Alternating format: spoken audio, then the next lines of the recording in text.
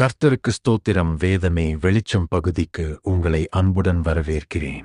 வெளிப்படுத்தின விசேஷத்தில் வரும் 7 முத்திரைகளில் முதல் 2 பார்த்தோம். அடுத்ததாக 3ஆம் முத்திரை, கருப்பு குதிரை, கையில் தராசு ஏந்திய வீரன். இது கடுமையான பஞ்சத்தையும் உணவுப் பொருட்களின் விலை ஏற்றத்தையும் குறிக்கிறது. 4ஆம் முத்திரை, மங்கின நிறக் குதிரை, இதன் மேல் ஏறியிருப்பவன் பெயர் மரணம். இது கொள்ளை நோய் மற்றும் மிருகங்களினால் ஏற்படும் பரவலான மரணத்தை குறிக்கிறது. 5 மற்றும் 6ஆம் முத்திரைகள், இவை ஆவிக்குரிய மற்றும் இயற்கை மாற்றங்களை குறிக்கின்றன.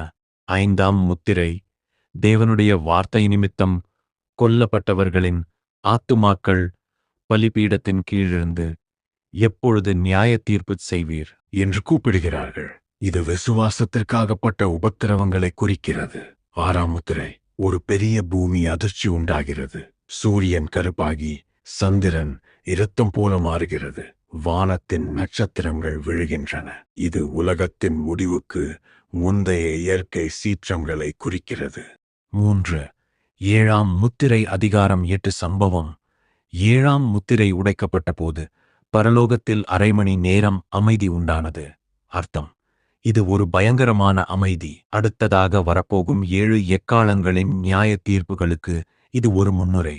அதாவது 7ஆம் முத்திரையை உடைக்கும்போதுதான் அந்த 7 எக்காலங்களின் எச்சரிக்கைகள் ஆரம்பமாகின்றன.